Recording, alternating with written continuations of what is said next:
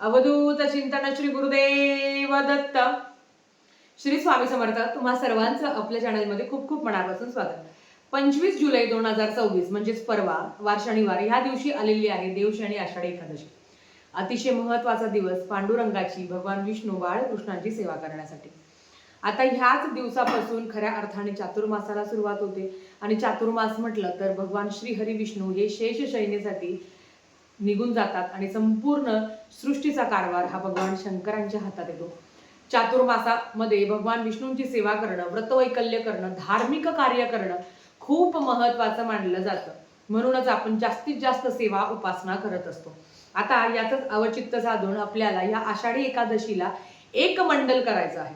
म्हणजेच काय, व्यंकटेश स्तोत्रमची 3 रात्रीची सेवा, 21 दिवसाची सेवा ज्यांना करणं शक्य होत नाही आणि किंबहुना ज्यांचं चालू आहे किंवा ज्यांचं चालू नाही आहे, ज्यांना सेवा करायची इच्छा आहे, त्यांनी 1 दिवसीय व्यंकटेश स्तोत्रमची रात्री 12ची सेवा आवर्जून करावी. आता ती कशी करावी, काय करावी, त्या संदर्भातली माहिती आज आपण बघणार आहोत. तर चला व्हिडिओला सुरुवात करूया. सगळ्यात आधी सेवा कोणीही करू शकतो. आपल्याला 25 तारखेच्या रात्री 12ला म्हणजेच काय, शनिवारी रात्रीची 12 म्हणजे आज एकादशी आहे, एकादशीची रात्रीची 12ची सेवा आपल्याला करायची आहे. ही सेवा कशी करायची, आपण नेहमी हा सेवा करत असतो, पण आषाढी एकादशीला तर आवर्जून. एक तर शनिवार असणार आहे म्हणजे मुलांना सुट्टी आहे, सकाळी लवकर उठून स्वयंपाक करायचा पण तुम्हाला ताण राहणार नाही आहे. तर आपल्याला ही 1 दिवसाची सेवा करायची आहे. आणि मला तरी वाटतं कुठलंच कारण सांगू नका, कारण दुसऱ्या दिवशी रविवार असणार आहे. म्हणजे आपण जरी म्हणतो ना की सेवा करत आहे तर बाकीचे झोपले तरी हरकत नाही आणि आवर्जून 1 दिवसाची सेवा करण्याचा प्रयत्न करा. आता ही रात्री 12ची सेवा आहे. तर ताई, रात्री 12ला आम्हाला नाही शक्य होत कारण लहान बाळ आहे किंवा घरात सेवा केलेली चालत नाही, मग अशा वेळेस आम्ही काय करू शकतो, तर ते पण आपण बघणार आहोत. सगळ्यात आधी ना, रात्री 12ची सेवा आहे जी कशी करायची. आता तुम्ही रात्री 12ला जागेच असतात, आपण काही झोपणार नाही आहोत, कारण विठ्ठल विठ्ठल विठ्ठल आपलं नामजप चालू असणार आहे, सेवा आपली जास्तीत जास्त चालू असणार आहे. तुम्हाला काय करायचं आहे, 11:15ला शक्य असेल तर आंघोळ करावी, शक्य असेल तर, पण केली तर उत्तमच. आंघोळ करा, छान व्यवस्थित सुंदर स्वच्छ कपडे घाला, काळे रंग परिधान करू नका, शक्य असेल तर पिवळ्या रंगाचे वस्त्र परिधान करावा. साडीच घालावी असं काही नाही आहे, काळं घालू नका, पण व्यवस्थित कपडे, म्हणजे पंजाबी ड्रेस असेल तर म्हणजे डोक्यावर ओढणी, व्यवस्थित पॅन्ट म्हणजे पॅन्ट आणि टॉप अशा छान पद्धतीने, बांगड्या घाला, कुंकू लावा. 1च दिवसाची सेवा करायची आहे. संकल्प करा भगवान विष्णूंना की मी अशी अशी सेवा करणार आहे, तर कुठलं कार्य आहे तुमचं त्यासाठी, आणि किंबहुना माझ्याकडनं ही सेवा निर्विघ्नपणे होऊ द्या आणि जे माझ्यासाठी चांगलं आहे ते मिळू द्या, अशी प्रार्थना करायची आहे. संकल्प सोडला की लगेच तुम्ही सेवेला सुरुवात करू शकता. आता व्यंकटेश स्तोत्रम 99% महिलांचं पाठ झालं आहे. तुम्ही संस्कृतमध्ये असाल तर तुम्ही संस्कृतमध्ये पठण करू शकता, तुम्ही प्राकृतमध्ये करणार असाल तर तुम्ही प्राकृतमध्ये पठण करू शकता. आता संस्कृतमधलं 15 ओव्यांचं आहे. व्यंकटेश वासुदेवा प्रद्युत ममित विक्रमा, तर हे 1 ते 8 ओव्यांपर्यंत आहे, नंतरची फलश्रुती येते. आणि जे प्राकृतमध्ये आहे तर प्राकृतमध्ये पण तिथे दिलेलं आहे की फलश्रुती कुठून आहे. प्राकृतची फलश्रुती नाही लक्षात माझ्या, पण प्राकृतची पण फलश्रुती असंच काहीतरी 82-85 ओवी नंतर आहे. तुम्ही जर ते वाचलं ना तर तिथे खाली फलश्रुती असं नाव येतं, नंतर तुम्ही कंटिन्यू करू शकता. आणि 90% महिला हे संस्कृत मधलंच वाचून घेता कारण ते छोटंसं आहे. आता मी कसं करते ना तुम्हाला सांगते. एक तर पहिल्यांदा प्राकृत मधलं एकदा वाचते आणि बाकीचं 20व्या वेळा मी संस्कृत मध्ये वाचण्याचा प्रयत्न करते. आता मग तुम्ही म्हणाल तर प्राकृत मध्ये एकदा वाचायचं असेल तर मग फक्त प्राकृतच वाचायचं, फलश्रुती नाही घ्यायची, आणि बाकीचं जे 20 वेळा आहे तर मी ते संस्कृत मध्ये होतं, कारण एक मनाला शांतता मिळते. म्हणजे बघा, जर तुम्ही प्राकृत मध्ये पठन केलं असेल तर त्याच्यात सांगितलं आहे, एकांत चित्ते एकांती पठन कीजे जे मध्यरात्री प्रत्यक्ष मूर्ती प्रगटेल. ज्यांनी ज्यांनी भगवान श्री हरी विष्णूंची व्यंकटेश स्तोत्रमची 21 दिवसाची 3 दिवसाची सेवा केली आहे त्यांना त्याचा अनुभव आलेला आहे. म्हणून ती संस्कृत मधलं पण छान आहे, तुम्ही प्राकृतही पठण करू शकता. मी नित्यसेवेमध्ये प्राकृतच पठण करते, पण नित्यसेवेमध्ये मी संस्कृतच पठण करते, पण रोज प्राकृतमध्ये मी ते लावते युट्यूबला आणि ते मी ऐकते. छान वाटतं की विद्यार्थी आणे किंवा धनार्थी आणे किंवा पुत्रार्थी आणे ग्रंथे आदरे वाचावा एकांत की जे असं त्याच्यात सांगितलं आहे. तर तुमची पण इच्छा असेल तर तुम्ही नक्कीच ही सेवा करू शकता. या सेवेचे काय नियम आहेत तर अर्थात उपवास असल्यामुळे आपण ब्रह्मचर्याचं पालन करतो. 1 दिवसाची सेवा आहे. निळं असं आसन असेल तर अतिउत्तम.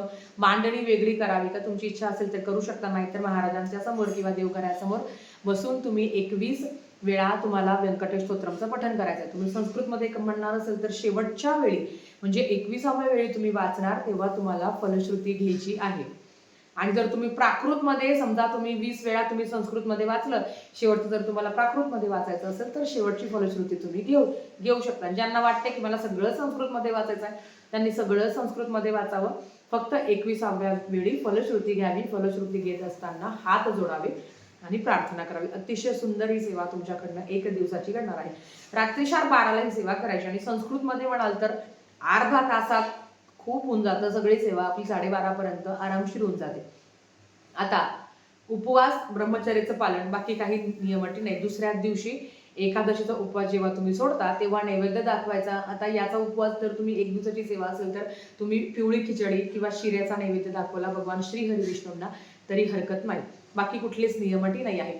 आता आपण बघूया की ताई रात्री 12ची सेवा आम्हाला करणं शक्य होत नाही, तर आम्ही दिवसभरात करू शकतो का? नक्कीच तुम्ही दिवसभरात एक मंडल म्हणजे 21 वेळा किंवा तुम्ही 16 वेळा 11 वेळा तुम्ही पठण करू शकता. तुम्ही ज्या पद्धतीने आपण विष्णू सहस्त्रनामाचं पठण करत आहोत त्याच पद्धतीने तुम्ही टप्प्याटप्प्यांमध्ये अगदी सकाळी तुम्ही 7 वेळा, दुपारी 7 वेळा, संध्याकाळी 7 वेळा पठण केलं तरी चालतं किंवा एकाच बैठकीत तुम्ही 21 वेळा पठण केलं तरी चालतं. पण ती रात्रीची सेवा जर तुमचे मुलं मोठे आहे आणि घरात करणारे आहे तर नक्कीच एकदा अनुभव घ्यायला काय हरकत आहे. ती सेवा करून बघा मैत्रिणींनो. तो जो आनंद आहे ना तो कशातच नाही आहे. ही सेवा रात्री 12 वाजता ताई बाकीचे झोपले त्यांना झोपू द्या, बाकीचे काय करताय त्यांना करू द्या. तुम्हाला सेवा करायची आहे तुम्ही करा आणि सगळं पूर्ण मन, आपलं शरीर, पूर्ण मन, तन मन धन एकत्र करून ही सेवा करा आणि बघा काय अनुभव येतो. जो आनंद आहे ना ह्या सेवेचा मी शब्दात सांगू शकत नाही. इतकं भारी वाटतं नाही सेवा करून. म्हणजे एखाद्याची विश लिस्ट असते ना, बकेट लिस्ट असते की हा मला अशाची सेवा करायची, ही सेवा तर ती माझी व्यंकटेश स्तोत्र माझी आवडतीची सेवा आहे. म्हणजे मी तुम्हाला शब्दात सांगू शकत नाही की ती सेवा करायचं म्हटलं तरी मला किती आनंद होतो. आणि आता महाराजांच्या कृपेने परवा पण ही सेवा करणार आहे. नक्कीच आपण सगळ्यांनी एकत्रित येऊन ही सेवा करूया. तो आनंद, तो उत्साह, तो इतका वेगळा असतो ना. आणि ऊर्जा, आतून जी ऊर्जा येते ना ती खूप भारी असते, खूप छान असते. असं वाटतं की आणि त्या प्राकृतमध्ये हेच सांगितलं आहे की जेव्हा तुम्ही पठण करत असता साक्षात भगवान श्री हरी विष्णू तुमची सेवा ऐकत असता. म्हणजे त्या ठिकाणी ते विराजमान असतात आणि ते तुमची सेवा ऐकत असतात. याच्यापेक्षा मोठं भाग्य काय की साक्षात नारायण तुमची सेवा ऐकता आहे. तुम्ही ज्या काही सेवा करताय साक्षात भगवान श्री हरी विष्णू तुमची सेवा ऐकताय. तर हे खूप भाग्याचं आहे. खूप सुंदर सेवा आहे, खूप छान आहे. करून जो आनंद, आपल्यातली निगेटिव्हिटी असेल, झोप येतो, आळस येतो, तर तुम्ही मन लावून ते ऐका. त्यांच्या त्या नामात तुम्ही म्हणतो ना की गुंग होऊन जा. तुम्ही आनंद घ्या. तुम्ही प्रत्येक एक वाक्याचा, एक श्लोकाचा, एक शब्दाचा तुम्ही अर्थाचा आनंद घ्या आणि बघा ही सेवा तुम्हाला कुठे नेऊन पोचते. खूप छान वाटतं, खूप छान. आता हे झालं ताई 1 दिवसाचं सत्यनारायण करायचं आहे, करू शकतो का? हो, तुम्ही करू शकता. एकादशीला सत्यनारायण पण चालतं, पण ते कसं चालतं तुम्हाला सांगते. आपण जेव्हा बाळकृष्णाला शिऱ्याचा नैवेद्य दाखवतो तो फक्त दाखवायचा नाही.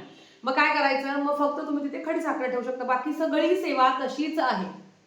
आता काही मांडणी केलीच पाहिजे का? आता बघा, मांडणी केल्यावर आपण वरुण देवता, गणपती बाप्पा, कुळदेवता यांची सेवा करतो की नाही. ताई फक्त अध्याय वाचले तर चालतं का? तुमची इच्छा असेल तर तुम्ही फक्त अध्याय पठण करू शकता, हरकत नाही. जर तुम्हाला मांडणी करणे शक्य होत नाही तर तुम्ही अध्याय पठण करू शकता. पण आपल्याला हाऊस किती की नाही मला सगळंच करायचं आहे. मग अशा वेळेस जर तुम्हाला सगळंच करायचं आहे छानपैकी मांडणी करा. शिरा करायची गरज नाही. साखरेचा नैवेद्य ठेवायचा आहे तुळशीपत्र अर्पण करून, बाकी सगळं तसंच करायचं आहे. फक्त शिऱ्याचा नैवेद्य न करता तुम्हाला साखरेचा नैवेद्य करायचा. अतिशय सुंदर सेवा. ह्या 2 सेवा जीव तोडून सांगताय. तुम्ही 1 दिवसाचं तरी व्यंकट आणि काही भीती काही नाही, दिवस आनंद होणार आहे. तुम्ही आनंदित असणार आहे. ही सेवा करून तुम्हाला लवकर झोप पण लागणार नाही, कारण मन इतकं फ्रेश असतं ना, मनात तेच विचार येतात. आणि खरं सांगते साक्षात भगवान विष्णू आपली सेवा ऐकता आहे, नारायण आपली सेवा ऐकता. आणि या सेवेचे असंख्य असे अनुभव आलेले आहे. म्हणजे इतके अनुभव आलेले आहे ना. मी काय म्हणते, आपल्याला करायची आहे ना या चातुर्मासामध्ये श्रावणाची सेवा. कारण आपण 1 दिवसाची करून तर बघा काय अनुभव येतो, काय त्रास होतो, कसं काय वाटतं. आणि काय दारं खिडक्या दरवाजे काही आपटत नाही, असं काही होत नाही. तुम्ही इतके मंत्रमुग्ध होऊन ती सेवा करताना की तुम्हाला दुसरं काहीच ऐकू येत नाही आणि काहीच करू वाटत नाही. तुम्ही करून बघा, तुम्हाला अनुभव आल्याशिवाय राहणार नाही. तर झालेली सेवा भगवान विष्णूंच्या चरणी मी रुजू करते, महाराजांच्या चरणी मी रुजू करते आणि झालेली सेवा इथे थांबवते. आवडलं असेल तर लाईक शेअर सबस्क्राईब करा. भेटूया परत अशाच एका व्हिडिओ जगत. तोपर्यंत श्री स्वामी समर्थ.